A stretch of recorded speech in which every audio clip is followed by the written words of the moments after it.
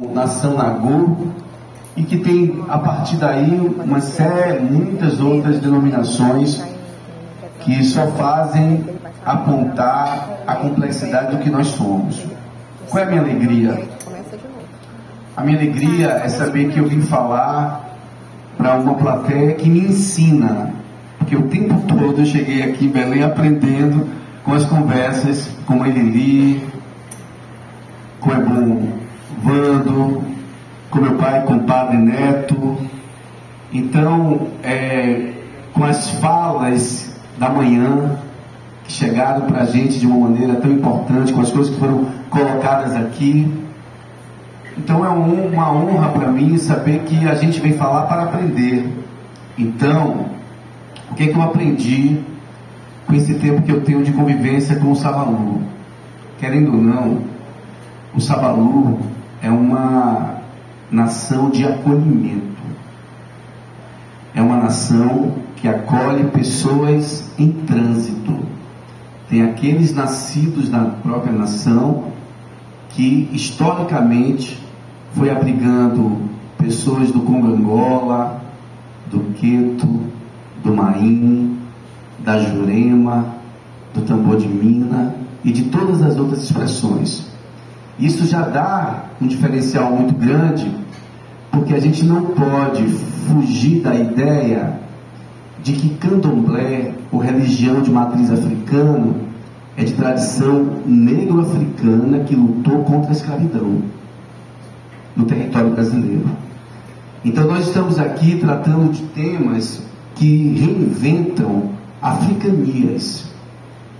E se a gente pensar historicamente o que são essas africanias, a gente vai entender que as populações negras foram capturadas, sequestradas, retiradas dos seus lugares de origem, transportadas através do processo diaspórico para esse lugar chamado América, que passou a ser chamado América depois, e chegando aqui, e desde os navios negreiros, dos tumbeiros, essas pessoas começaram a construir uma nova irmandade.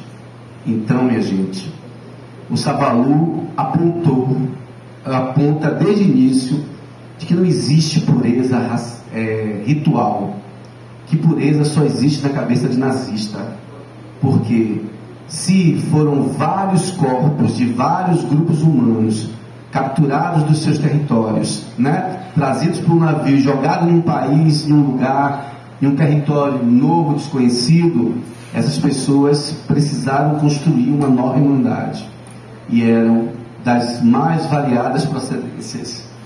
O que é que aconteceu? A gente precisa se afirmar para que não haja esquizofrenia social. Então, a gente tem que se afirmar. Nesse processo de afirmação, a gente busca expressar a nossa identidade. Quer dizer, não é nenhum defeito bater no peito e dizer, eu sou Sabalu. Mas não existe só o Sabalu. Existe o Maim, existe o Congo-Angola, existe a Jurema, existe o Tambor de Mina, existe o Batuque, existem as mais variadas expressões, e todas elas nos colocam no lugar dessa africania, ou dessas africanias. Então, somos todos das mais variadas tonalidades de pele aqui, falando de tradições negras. A gente não pode abrir mão disso. São tradições negras que definem esse espaço.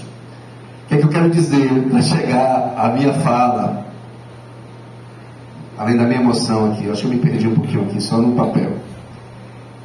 Essa história é uma história extremamente profunda e difícil. Eu sempre gosto de repetir de que quem gosta de pureza, de fato, é nazista. É nazista que gosta de pureza. É que o que acontece? Para que as culturas sobrevivam, elas precisam ter autoestima. A gente tem que se gostar. Então, não é em um lugar, por exemplo, eu venho de uma cidade que é Salvador, onde a presença banto é extremamente marcante e a gente não enxerga isso. As pessoas só falam em Salvador de uma baianidade nagô, como se ela fosse uma baianidade exclusiva.